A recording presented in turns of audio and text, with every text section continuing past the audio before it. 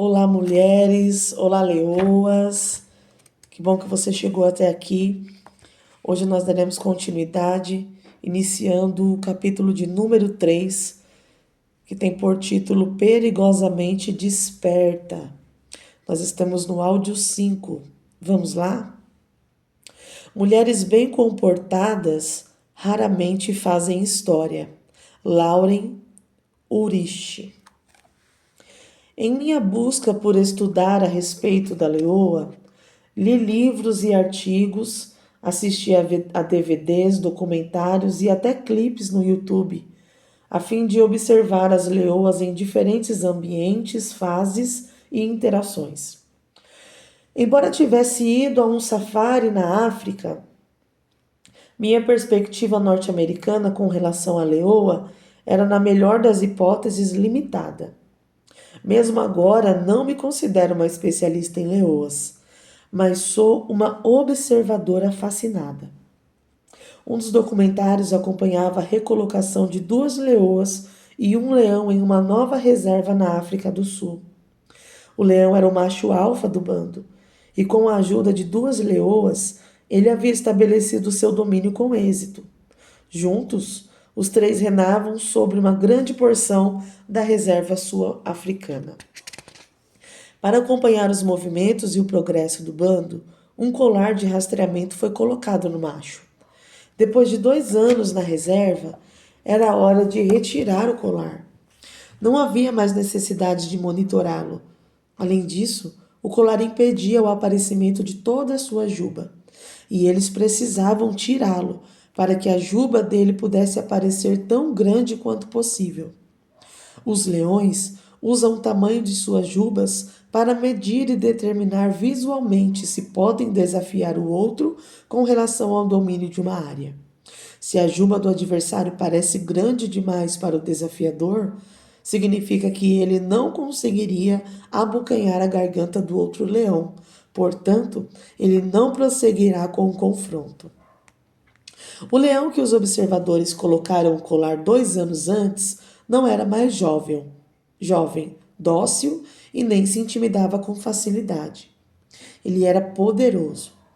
Com a ajuda das leoas, ele havia se estabelecido com êxito e defendido o bando dos invasores, provando repetidamente ser um protetor experiente.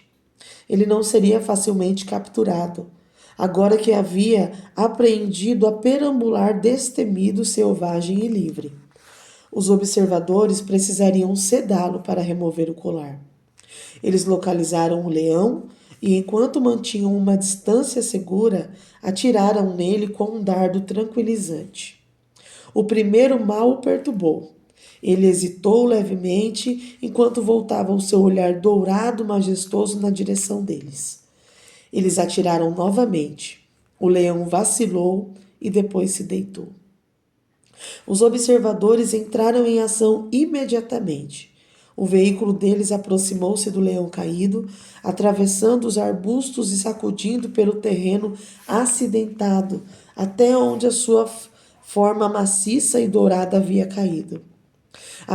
Quando eles estavam prestes a saltar do jipe para retirar o colar, quem aparece? A leoa do leão alfa. E ela não iria tolerar aquilo. Por causa da habilidade de uma leoa em desaparecer no ambiente que a cerca, os observadores não detectaram a sua presença, até ela resolver aparecer diante deles. A falta de consciência deles quanto à presença dela não significava que ela não estava consciente da presença deles. Assim que ela percebeu que o seu leão estava caído, ela levantou-se, saiu do esconderijo e colocou-se à vista. Ela ousadamente fez com que a sua presença fosse notada pelo grupo de observadores. Depois de se colocar entre o leão caído e os observadores ansiosos, ela rosnou de modo ameaçador, enquanto andava para lá e para cá diante de seu parceiro. Com as orelhas erguidas e pelo eriçado, ela deixou claro para aqueles homens que não estava feliz. Os observadores tinham uma pequena janela de tempo para chegar até o leão e retirar o colar antes que o sedativo perdesse o efeito. Mas a leoa estava tornando isso impossível para eles. E só havia mais uma dose de tranquilizante. Para chegar até o leão, eles teriam de tranquilizá-la. O atirador ergueu a espingarda novamente e mirou com cuidado. Quando o dardo atingiu a leoa, ela ficou furiosa e voltou-se para os observadores. Depois caiu com um dardo embaixo dela. Enquanto a equipe se aproximava do leão sedado, a tensão no ar era palpável. Assim como o leão, assim como a leoa, ele estava incapacitado, mas não inconsciente, e os seus olhos acompanhavam cada movimento deles. Falando em sussurros e colocando a mão por baixo da juba do leão, um observador usou a faca de caça afiada para cortar o colar e depois removeu os 2 dardos sedativos. Então, os observadores se afastaram e voltaram a sua atenção para a leoa. Eles teriam de se mover depressa antes que um deles ou os 2 enormes felinos se recuperassem. A leoa estava deitada de lado e a pele ao redor de suas mamas estava mais grossas, revelando que ela estava grávida. Gentilmente, com muito cuidado, os observadores levantaram a sua parte traseira e rapidamente tiraram o dardo. Mais atrás, o leão rosnou e esforçou-se para se levantar, mas ainda não estava apto a ficar em pé. Eles voltaram rapidamente ao veículo, sem sequer se virarem para os leões. O motor do jipe deu partida e houve um suspiro audível de alívio enquanto o grupo se colocava a caminho. Abandonando o tom anteriormente agitado, o narrador explicou: não há nada mais perigoso do que estar na presença de leões que estão totalmente despertos. Quando ouvi esses 2 conceitos conjugados, perigoso e totalmente desperto, isso me chamou a atenção. O que aconteceria se, como os leões, nós fôssemos perigosas e estivéssemos totalmente despertas? Então, e somente então, seríamos uma ameaça para as trevas que mantém tantas pessoas cativas. Amadas, oro neste momento para que cada uma de nós possa entender que somos verdadeiramente assustadoras para o inimigo e que ele tem feito de tudo o que está em seu poder para nos deter. Ele sabe que não pode se aproximar o suficiente para nos capturar e acorrentar se estivermos totalmente despertas e em movimento. Por isso ele nos ceda para que não possamos fazer aquilo que Deus nos chamou para fazer. Mas como a leoa da minha visão, precisamos despertar, nos levantar, nos lembrar de quem somos e confrontar o mal deste mundo com a luz. Sedadas pelo dia a dia. Certifique-se de não ficar tão absorta e esgotada, cuidando das suas obrigações diárias, a ponto de perder a noção do tempo e cochilar, esquecendo-se de Deus. A noite está quase terminando e a aurora está prestes a raiar. Esteja desperta e alerta para o que Deus está fazendo. Deus está dando os retoques finais na obra de salvação que Ele começou a realizar em nós, no momento em que cremos. Não podemos nos dar ao luxo de perder um minuto sequer. Não devemos desperdiçar essas preciosas horas da luz do dia com frivolidades e pequenos prazeres, dormindo e vivendo de forma desregrada, discutindo e nos apoderando de tudo que está à nossa frente. Saia da cama e se vista. Não perca tempo, nem se demore, não espere até o último minuto. Revista-se de Cristo e esteja de pé em movimento. Observe a escolha das palavras desta advertência. Não fique absorta e esgotada com as suas obrigações diárias. Elas irão roubar o valor do seu tempo ou fazer você adormecer. Este manuscrito para a vida é uma ordem urgente para você se levantar e estar alerta e desperta para o que Deus está fazendo. Quando você estiver desperta para o que Deus está fazendo, você saberá o que deve fazer. O tempo de hesitar terminou. É hora de estar de pé e em movimento. O despertador já tocou há horas. A necessidade de um despertar foi enfatizado diante de mim de uma maneira incrível durante uma conversa telefônica, recentemente com uma amiga. Essa amiga me contou que ela e o marido se encontraram com um mestre rabínico proeminente. Ele abriu o coração sobre o quanto se sentia angustiado com relação à situação dos judeus nos Estados Unidos. Aquele rabino viajava e realizava palestras em sinagogas e conferências em toda a nação, implorando aos judeus norte-americanos que orem para que os cristãos norte-americanos levantem-se em unidade e entendam o poder da influência. Ele está preocupado porque a população judaica do país é pequena demais para ficar de pé por si só, se os cristãos não se colocarem ao lado deles como defensores, no sentido de frear a maré de antissemitismo e anticristianismo que se levanta contra todos nós. Muitos de nós estamos desanimados, sedados ou tristemente inconscientes do que está realmente acontecendo no mundo. Será por quê?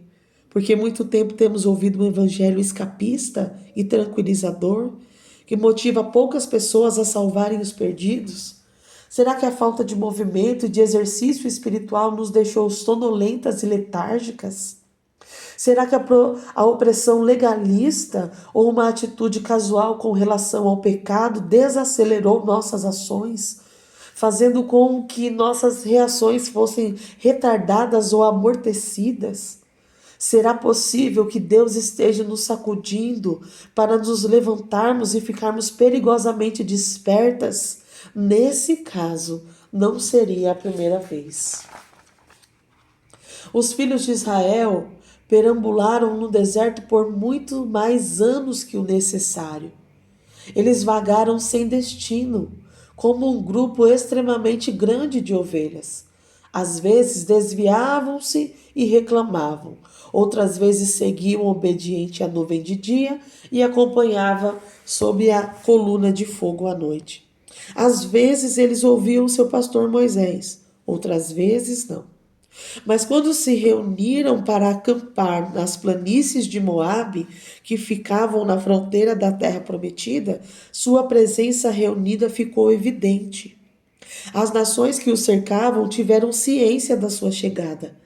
A parada daquele povo não experiente que perambulava no deserto pareceu aos habitantes da terra um ajuntamento de guerreiros poderosos. Não mais um conjunto de escravos vítimas de abuso. Os israelitas recobraram a sua identidade como realeza de Deus. Israel significa príncipe de Deus. Depois de muitos anos perambulando no deserto, eles se prepararam para se estabelecer. Talvez mesmo neste tempo os filhos de Israel não tivessem entendido o que estava claramente evidente e aparentemente aos reis, ao profeta Balaão e às nações inimigas que os cercavam. Eles não eram mais um povo que perambulava, mas adoradores de Deus e guerreiros escolhidos por Deus, por Ele, para que não tinham consciência disso ainda. Infelizmente, sem consciência de quem realmente eram e sem a perspectiva correta de quem os cercava, as nações inimigas, os filhos de Deus perderam a visão e o propósito. Eles deixaram de lado a sua antiga restrição santa e cometeram um erro de julgamento gritante. Antes de entrarem na terra prometida, eles tolamente fizeram algumas alianças ímpias. Os erros que eles cometeram nos servem de advertência. Será perigoso se você despertar, mas tiver esquecido de quem você é. Simplificando, eles fizeram uma orgia no deserto. Os homens de Israel praticaram sexo desenfreadamente com mulheres moabitas, que foram enviadas para o acampamento deles, aconselhadas pelo profeta Balaão. As mulheres convidaram os homens israelitas a fazer parte da adoração sexual religiosa a Moabe. Os resultados foram desastrosos e o povo de Deus se desviou temporariamente. Antes de tudo terminar, houve uma praga, um sacerdote zeloso e um inimigo confirmado, os midianitas. Deus instruiu Moisés a contar o povo, e depois o povo se reagrupou. Entretanto, os inimigos de Israel não puderam triunfar sobre eles. Quando os israelitas eram obedientes, a vitória era segura, mas sempre que eles agiam fora da direção de Deus, o juízo os assolava. Eles se arrependeram e Deus retirou a praga, mas não antes que 24.000 israelitas morressem. E qual é a lição aqui para nós?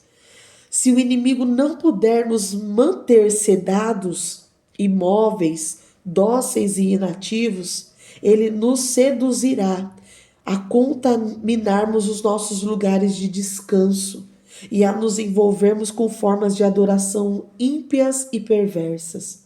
O que acontece quando os cristãos ficam sedados?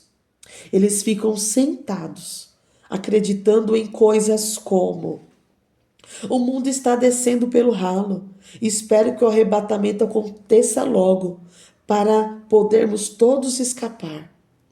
Porque eu e meu marido não podemos assistir a vídeos instrutivos de outros casais casados fazendo sexo.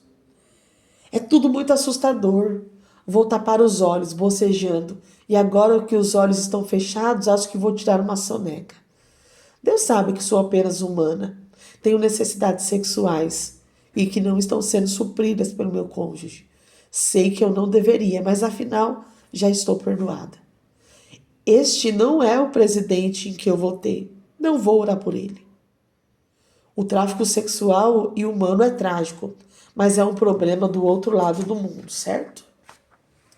Que triste que todas essas pessoas tenham morrido em terremotos no Haiti e no Chile.